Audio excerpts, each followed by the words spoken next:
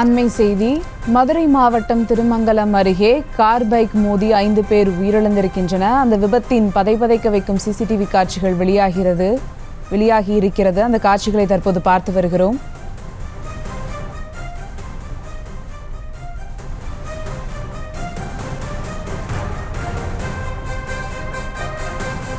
கூடுதல் விவரங்களோடு இணைகிறார் எமது செய்தியாளர் விக்னேஷ். வணக்கம் விக்னேஷ், விவரங்கள்.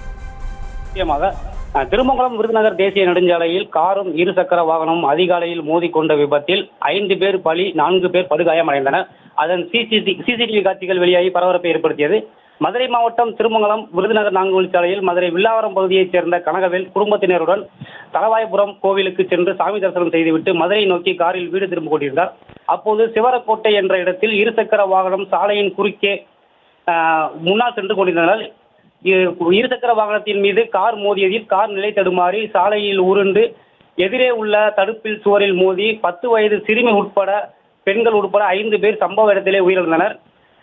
இதில் காரில் வந்த ரத்தினசாமி, மீனா, சிவஸ்ரீ, காரை ஓட்டி வந்த டிரைவர் மணிகண்டன் ஆகியோர் படுகாயத்துடன் மதுரை அரசு ராஜாஜி மருத்துவமனையில் அனுமதிக்கப்பட்டுள்ளனர்.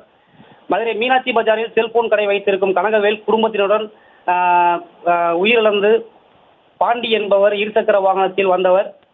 இன்று காலை நடந்த கோர விபத்து குறித்து கள்ளுக்குடி போலீசார் வழக்கு பதிவு செய்து விசாரணை மேற்கொண்டு வந்த நிலையில் பலியான உடல்களை திருமங்கலம் அரசு மருத்துவமனையில் இருந்து அரசு ராஜாஜி மருத்துவமனைக்கு கொண்டு செல்லப்பட்டது. அதிகாலையில் நடந்த இந்த இருசக்கர வாகனம் கார் மோதிய விபத்தின் சிசிடிவி காட்சி வெளியாகி பரபரப்பை ஏற்படுத்தியது.